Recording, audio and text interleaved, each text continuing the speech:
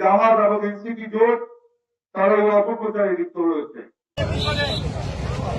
বক্তব্য, অপপ্রচার এবং বিভ্রান্ত সৃষ্টিকারী বক্তব্য, মিথ্যাচার, এগুলোর বিরুদ্ধে আমরা মাসব্যাপী সারা বাংলাদেশে গণসংযোগ কর্মসূচি গ্রহণ করেছি।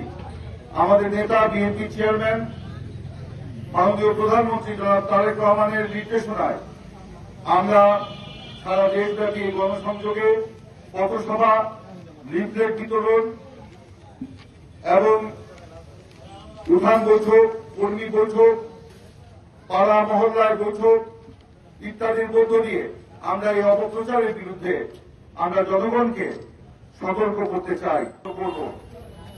তারই অংশ হিসাবে আজকে আমাদের এই হালুয়াঘাটে আমরা আজকে প্রথম শুরু করলাম। এই কর্মসূচি ইনশাআল্লাহ আগামী 1 মাস অব্যাহত থাকবে। বিভিন্ন ইউনিয়নে, পাড়ায় মহল্লায় আমাদের এই কর্মসূচি চলবে। জানেন, আমি আগেই বলেছি যে জামাত এবং এনসিপি জোট তারা এই অপপ্রচারে লিপ্ত রয়েছে।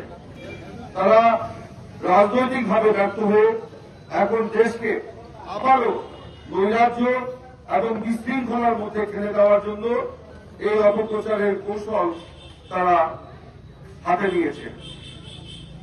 24-এর যে গণ অভ্যুত্থান, সেই গণ অভ্যুত্থানের যে আকাঙ্ক্ষা, সেই আকাঙ্ক্ষা আমাদেরকে কি বার্তা দেয়? তারা নতুন ধারার রাজনীতি দেশের জনগণ চায়। জনগণ উন্নয়নের রাজনীতি চায়, ভাগ্য পরিবর্তনের রাজনীতি চায়, রাষ্ট্র মেরামত, রাষ্ট্র গঠনের রাজনীতি চায়। রাজনৈতিক অস্থিতিশীলতা সৃষ্টির যেগুলো অপচেষ্টা জনগণ প্রতিহত করবে।